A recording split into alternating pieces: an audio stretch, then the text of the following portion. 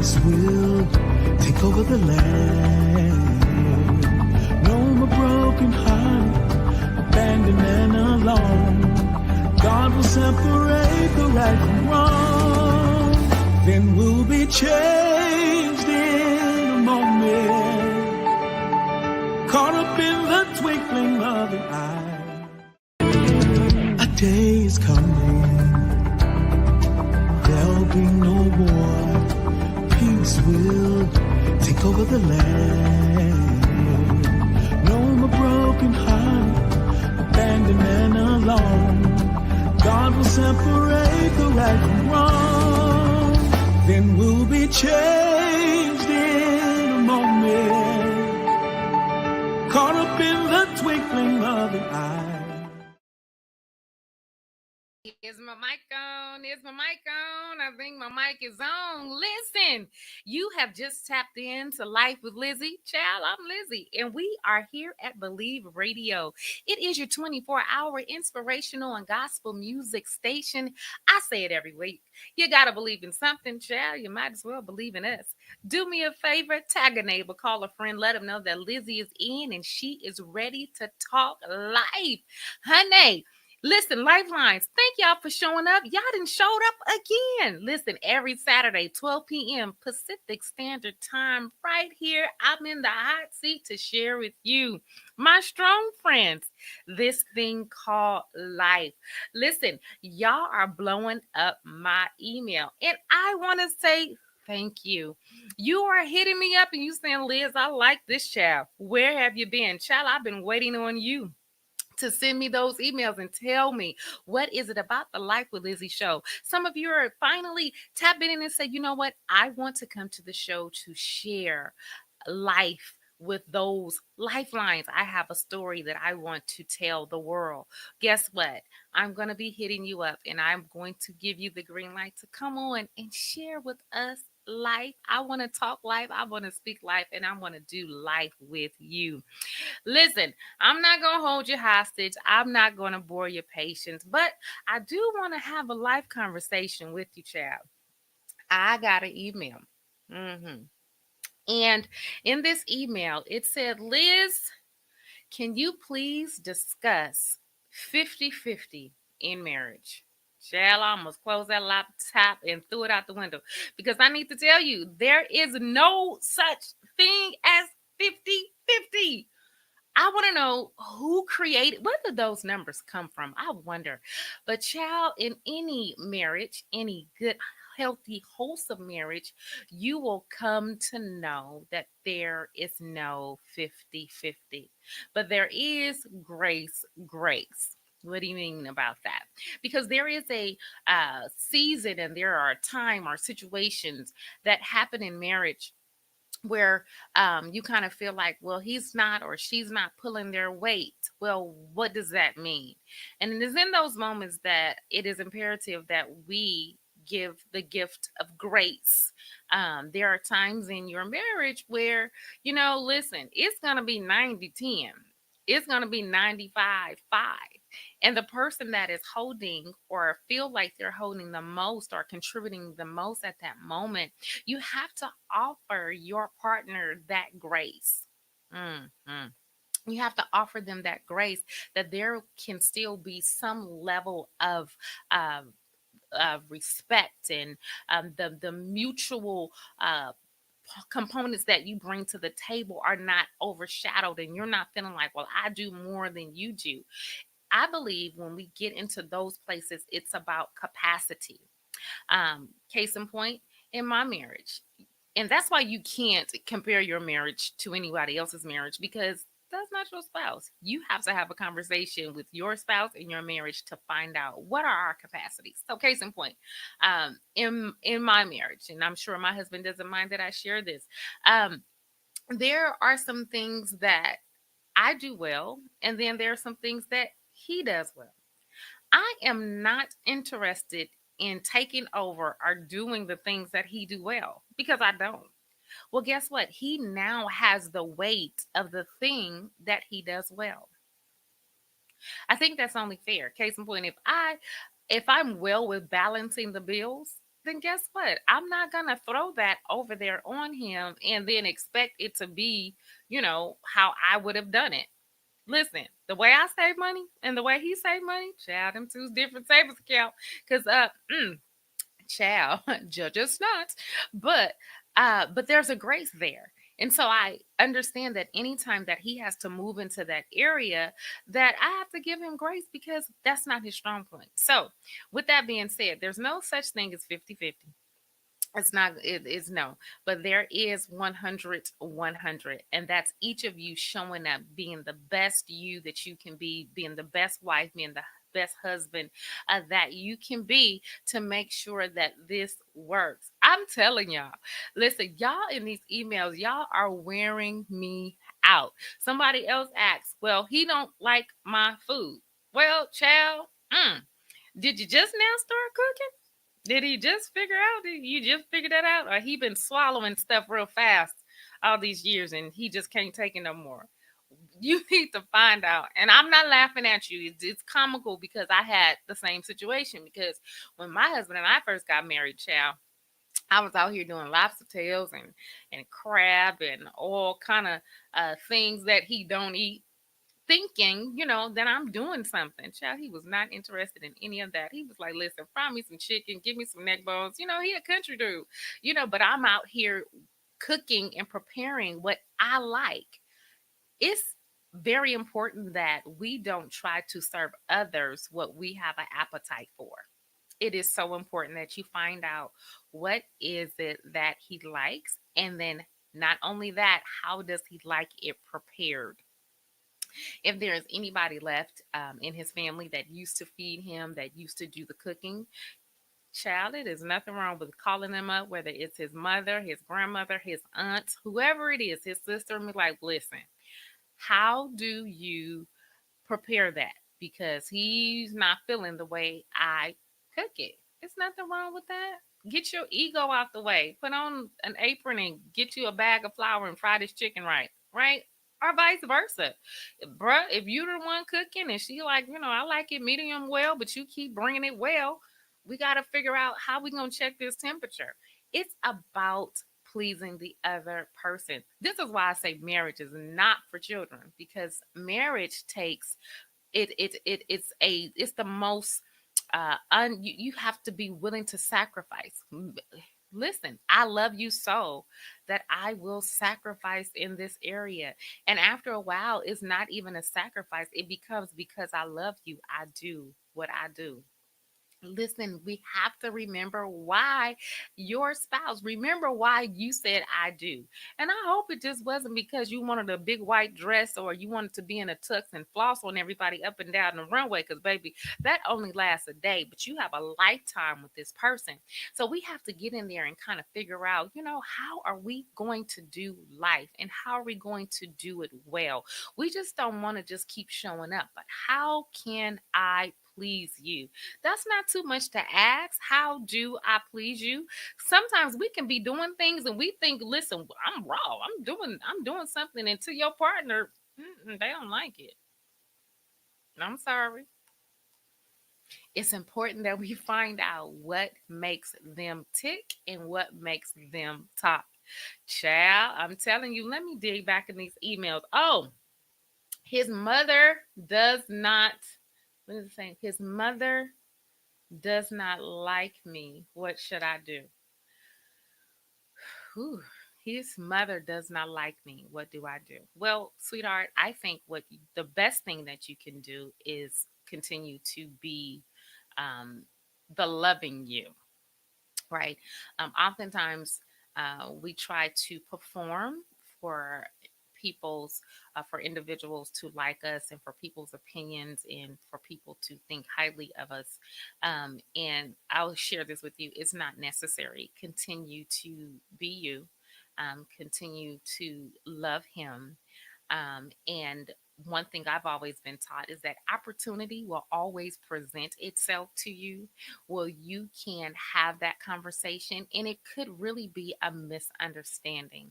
Right. So you want to do all things well. You want to make sure that and let's be honest, to thy own self be true. am I doing something that kind of makes me like, I don't really want to rock with her? Or is you can just say, no, I haven't done anything. I'm just not well liked. Well, guess what? You can't make their problem become your problem, but you want to make sure that you maintain your integrity. You want to maintain who you are as a person, and you don't want to get lost in the sauce. Be willing and open to have those conversations to clear the air, because at the end of the day, that's your mother in love. And at the end of the day, you always want to respect, and you also want to be respected. And it's a two-way street. So I pray that you guys can sit down and have the conversation. But until then, not become bitter. Until then, show up and be gentle. Be kind. Be kind because of, um, and then if the situation just is extremely toxic, it is okay to give yourself permission to step aside. I'll I'll just, bow out and come over here to prevent chaos, right? But once again, at some point, you're going to have the conversation, because that doesn't make the situation better because you just don't show up. But for depending on where you are emotionally, you may just want to chill out, fall back, because you don't want to say something that you don't mean. You don't want to escalate this. One thing I was always taught is, somebody has to have sense. Why not you? Um, I believe that a time, a space, and grace will happen for you to have that conversation, because it probably does warrant a conversation. Okay. Y'all, we gonna do life, and we gonna do it well. And I want you to also understand that you deserve to be respected. Nobody gets to disrespect you. I'm talking about from the president to the mailman. Nobody gets to disrespect you. And in the same token, you don't want to disrespect anybody else. And so I believe that you're so strong, friend, that you can handle this, you'll get through this, and you'll be able to share with someone else on how you conquered what probably came to destroy your marriage. I know you did mention that you guys are newlyweds, so it's in that newlywed time period, in that frame, you're so working diligently to become one. There's a lot of moving parts, there are a lot of moving components. Give yourself time. Your life is not your marriage, and what you're creating and what you're building. It's not a 30-minute episode. You're getting ready to do life with your spouse. You're getting ready to do life with your in loves. And so you want to make sure that you get to know them and they get to know you. Sometimes people need to know, you know what, I don't like that. And it's okay to express what you don't like. It's okay, right? Listen, we gonna do life around here, y'all. So let me share something with you. I remember when my husband and I, we were building, I believe, our first 5 years. It was difficult. It wasn't hard. I believe the ways of a transgressor was hard, but it was difficult because we're talking about two strong personalities, right? Um, and so we had to, at some point, look at each other and say divorce is not an option. Take it off the table. We wouldn't even watch Judge Judy. We wouldn't watch not one judge, divorce court. None of that got to be played in our house, because we didn't want any seeds to be dropped. We didn't want. There was no exit plan. There was no out. We were going to stay here. We were going to talk it out. We were going to work it out, and we were going to move forward. And I remember one of the most difficult times for myself was to believe that we were able and we were going to be able to do it after we had this huge blow up. And I won't get into details. You'll have to come back, and he'll come and we'll share with you that story. But it was difficult to believe that this wasn't happening again. So again, remember I talked about that grace. I had to give him that grace and believe that, okay, he really didn't mean to do that. That was not something that he would intentionally do to hurt me. But I had to every day believe that. I had to every day, and not holding him hostage to the last conversation or to the last fallout, like the last time you did this and you did that. I had to every day wake up and give him the same grace. How did I get there? I remember one time I was in prayer and I was just telling God all about him, and he did this and he did this, and God, you need to help your son. And I mean, I'm crying and snotting. And the Lord said to me, and it was so funny, no, that's your husband. I gave him to you. And I'm like, but I need help. And the Lord reminded me, you're right, you do need help. And the scriptures became a safe place. And so some of the things that I was fussing at and complaining about, it had absolutely nothing to do with my spouse. It had everything to do with me and how I perceive things. We have to be very mindful that our exposure in our previous relationships, and whether it be with previous individuals, whether it be with your spouse, with not your spouse, but previous boyfriends or previous relationships or your parental relationships, we have to be careful that we don't we have a habit of, and at least I did. Now y'all can tell the truth on yourself if not, but I can be honest with you. I used to have this habit of taking a little bit of this, a little bit of that, and a little bit of this, and building an expectation and putting it on him. And when he didn't meet that expectation, child, it was World War III. Why? And I think that um, that's so unfair for this person to have to live up to this level of expectation, and they knew not of it. And my husband used to say something to me, and he used to drive me bonkers, y'all. He used to be like, who told you that? And I would be like, everybody know that. And you know what the reality is, everybody didn't know it. It was just something that I felt that it should be this way, because it looked like that's what was happening in everybody else's marriage. But I was really wrong, because like I told y'all before, people only show you the highlight reels. They don't tell you or show you how they got there. And so we decided in that moment, in that blow up, that we were going to allow God to give us our own testimony, that we were going to allow God to share with us and to be that part of our threefold cord that wasn't easily broken. And so we've learned now, what, almost 22 years in, how to yield. We now can have those hard conversations. And let me tell you something about hard conversations. They're hard to have. They can be difficult to bring up, but guess what? They are so necessary. We can kill a lot of the agitation and the frustration with a conversation. And in that conversation, listening. I'm not listening because I want to give you a response. I really want to hear your heart on the matter. I think I just said something. When was the last time, strong friend, that while you're having a heated conversation, you're not so busy trying to respond, but you're actually listening to the heart, the motive behind what is being said? I'm going to tell y'all, once I learned to do that, there is this thing called compassion that begins to rise up and stand up. And so as I began to listen to the heart of my husband, that reason why I fell in love with him, it began to rise up, because I knew in that moment that although it sounded offensive, although it sounded like, he was coming for me, it was really from a pure place. And so I started to have compassion, like, he really didn't mean that. And I had to ask myself again, girl, why are you tripping like that? Why, what is it? And again, I had to go sit with myself. I tell y'all that all the time. Go sit with yourself. I think that's the best thing we can ever do before we begin to act out.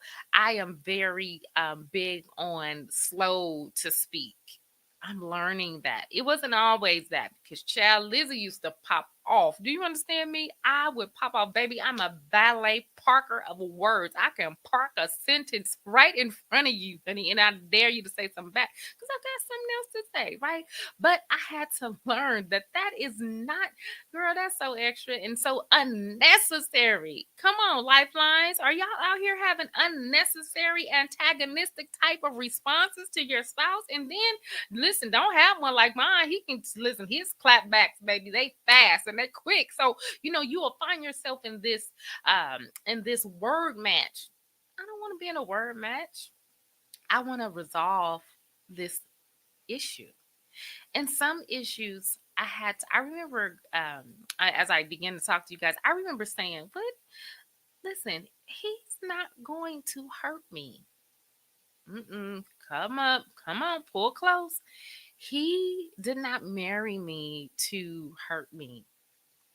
He did not bring me on as a responsibility to love, cherish, and all of those good things, to give me his last name, to intentionally plan out to hurt me. No. So, listen, Lifelines, I want to say give grace. Give grace to your spouse. Give grace to that relationship. Listen, it's you. Give grace. Give grace. It's okay. So, let's take a challenge this week. I'm going to challenge all of my strong friends that are in relationships to give grace this week. Find out what grace looks like for you. Now, I'm not saying, you be a doormat and you let people walk over you. What I am saying is give grace. Put yourself in a position to say, you know what? I'm getting ready to work this out. I am getting ready to nip this in the bud. How can we come together and we get a different type of result that is positive, that is going to make this thing work? Hmm. Grace. Let's take the grace challenge this week. We're offering grace to our spouses. Listen, I know I'm gonna offer some because, child, I don't know about y'all. I just like, bro, you gotta pick that up.